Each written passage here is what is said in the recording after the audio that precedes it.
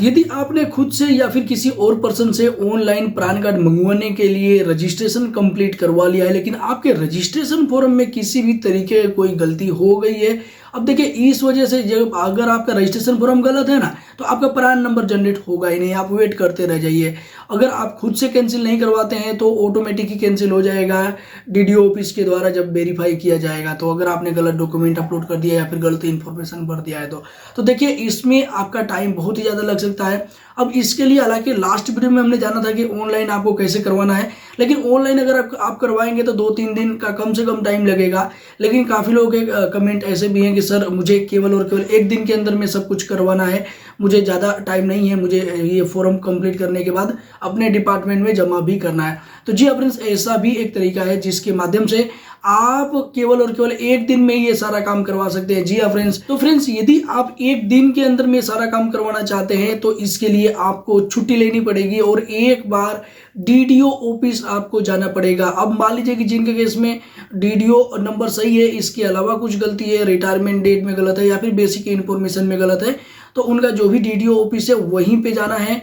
और अगर जिन लोगों का डीडीओ नंबर भी गलत है, तो जहाँ पे आपका होना चाहिए था वहाँ पे नहीं है, कहीं किसी दूसरी जगह पे है, तो आपको दूसरी जगह पर जा करके और वहाँ पे एक एप्लीकेशन देना है ऑफलाइन लिख करके, और आपका सारा काम 1 दिन में हो जाएगा। और हमने ये चीज़ करवाया है, उसके बाद से मैं ये वीडियो बना रहा हूँ। देखिए आपको मैं बता दूँ, एक एप्लीकेशन का फॉर्मेट में आपको दिखा देता हूँ, बाकी आपको अपने तरीके से ही लिखना है। मैंने यहाँ पे कुछ इस तरीके से लिखा था और हमारा काम 1 दिन में ही सारा हो गया था।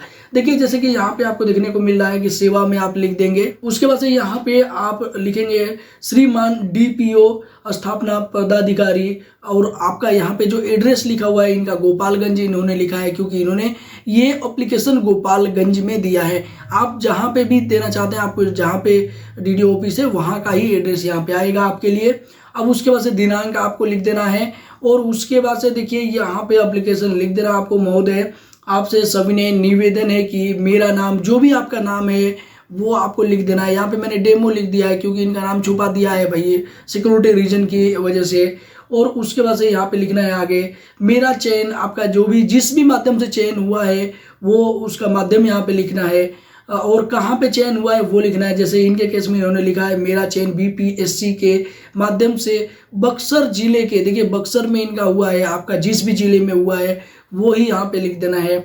अब यहाँ पे डेमो, देखिए डेमो यहाँ पे छुपा दिया है मैंने, क्योंकि प्रखंड यहाँ पे आप लिखेंगे किस प्रखंड में हुआ है उस डिस्ट्रिक्ट के, तो यहाँ पे मैंने डेमो लिख दिया है। अब यहाँ पे उस प्रखंड के किस स्कूल में आपका हुआ है वो स्कूल का नाम भी लिखना है।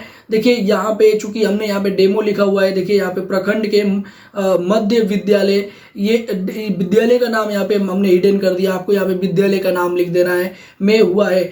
अब उसके बाद से देखिए यहाँ पे लगभग कॉमन रहेगा आपका, देखिए मेरे प्राण आवेदन फॉर्म में कंप्यूटर ऑपरेटर द्वारा डीडीओ कोड बक्सर के स्थान पर डीडीओ कोड गोपालगंज को दिया गया है। जी हाँ फ्रेंड्स, यहाँ पे इनका जो डीडीओ नंबर है वो गलत हो गया है। अगर आपके केस में आपका रिटायरमेंट डेट गलत है या फिर ज्वाइनिंग डेट गलत है या फिर इससे रिलेटेड कुछ भी गलती है, तो उसके बारे में यहाँ पे लिखना है कि आपकी गलती क्या हुई है, जिसे ऑफिसर्स को एक बार में ही समझ में आ जाए कि आपको ये करेक्शन करवाना है। अब देखिए यहाँ पे आगे और भी हमने लिख दिया यहाँ पे, अतः महोदय आपसे निवेदन है कि मेरे इस प्राण रजिस्ट्रेशन फॉर्म को कैंसिल कर दें। जी हाँ फ्रेंड्स, बिना कैंसिल करवाए आपका प्राण कभी भी जनरेट नहीं होगा, इसलिए आपको कैंसिल करवाने के लिए आवेदन दे देना है, ताकि मैं पुनः प्राण के लिए आवेदन कर सकूं। मैं आपके इस कृत्य के लिए सर्वथा आभारी रहूंगी। इन्होंने ये फीमेल है इसलिए इन्होंने रहूंगी लिखा है, बाकी आप अपने हिसाब से लिख दीजिएगा। और यहाँ पे धन्यवाद लिख देंगे, और यहाँ पे आप अपना नाम लिखने के बाद सिग्नेचर कर देंगे। बाद में ये जब भी डीडीओ ऑफिसर्स को देंगे ये एप्लीकेशन, तो यहाँ पे वो अपना रिमार्क लिखेंगे, उन्होंने कैंसिल कर दिया है या नहीं किया है, और नहीं किया है तो क्यों नहीं किया है, सारा कुछ यहाँ पे वो लिख करके देंगे।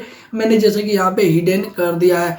तो जी हाँ फ्रेंड्स, ये जो एप्लीकेशन फॉर्म है ये आपको ऑफलाइन ऑफिस पे जाकर के देना है, और तो ही आपका जो करेक्शन है वो एक दिन में हो पाएगा। क्योंकि अगर आप ऑफलाइन देंगे तो हैंड टू हैंड वो कैंसिल कर देंगे सारा कुछ, आपका सब डेटा डिलीट कर देंगे, उसके बाद से आप अप्लाई कर देंगे। अब देखिए, हालांकि यहाँ पे एक लाइन इनको और लिखना चाहिए था जो कि आप ऐड कर सकते हैं।